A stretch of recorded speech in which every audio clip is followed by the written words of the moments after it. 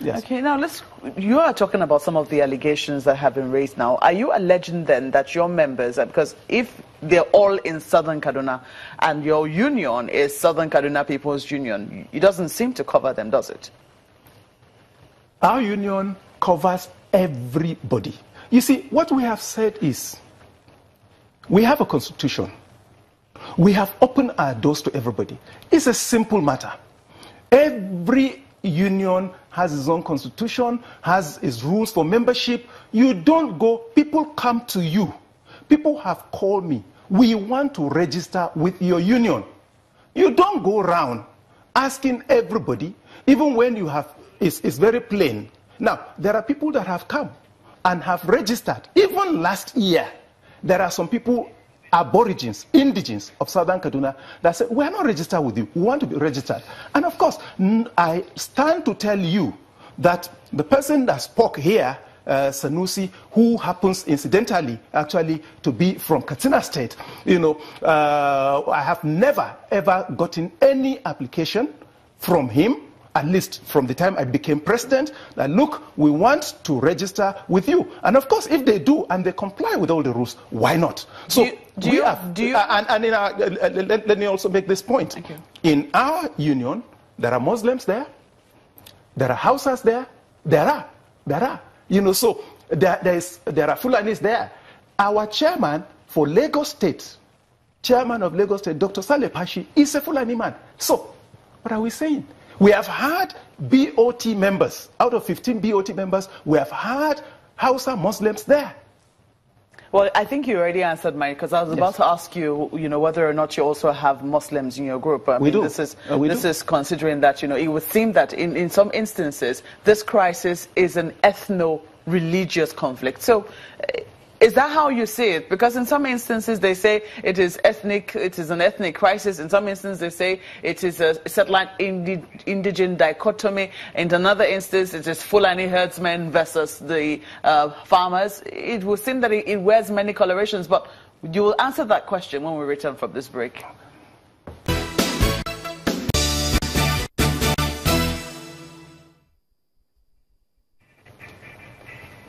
Well, Mr. Solomon Musa is still with us. He is the president of the Southern Kaduna People's Union. Just before we went on that break, I was asking a question, and I'm sure you'd like to provide an answer. Yes.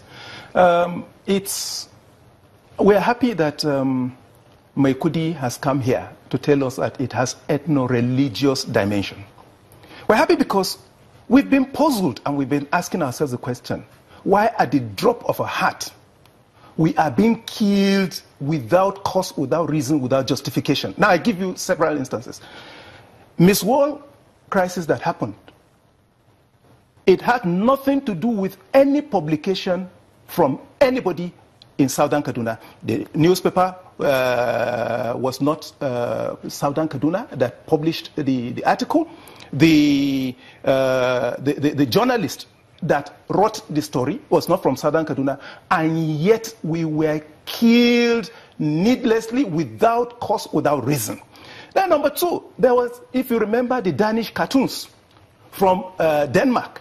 Now, these cartoons were published in Denmark, and yet our people were killed in Kaduna. You remember, it's Kaduna. So for you, we also have just a moment, several instances Mr. Musa, where we were killed. Because he was able to now say... we know. Just a moment. He was able to say, this is a settler-indigene dichotomy. He says the reasons are very complex. Yes. I mean, the roots of the crisis are very complex. Yes. Settler-indigene dichotomy, and he also believes that there's an ethno-religious context to it. Right. I asked you that question because you represent Sokapo. You say that you have Muslims within your fold. You also have Fulani people within your fold. But the thing is this, oftentimes when you refer to the people who seem to be carrying out this attack, you talk about Fulani people. The people within your fold, do they know who these people are? Are they able to help relate if you say that this is not ethno-religious conflict or this is not settler-indigene dichotomy? No. There are certain members, of course, who, for example, like I gave you example of Dr. Pashi in Lagos, and there are a few. But you see, what we have discovered is that a lot of the members a lot of the people in Fulanis and Hausas that are in southern Kaduna have not bothered to come to relate with us. Of course, we've given invitations generally. Come, let us work together. Now, people have come out. For example, I give you an example. Makban has come out, Dr. Haruna Usman, to come out and own up to the attacks. Because he came out to say, look, these attacks are as a result of a reprisal attack. Now, a man who comes out to say, look, the attacks are as a result of reprisal attack clearly shows he knows the attackers, he has met with the attackers, he knows the reason why they're attacking. So you are drawing those conclusions and saying that he owned up to the attacks. I mean, he didn't take responsibility for those attacks. When you say when you say it's reprisal, if they're reprisal, you know the reasons. It means that there's also been attacks. Are you saying that your own people too have not done anything? Now, let's warranted this conflict. Yes, let's get to when you talk about whether we have done something. I told you about 2011 election. That all the crises took place, started from elsewhere. And in any case, our people suffered so much.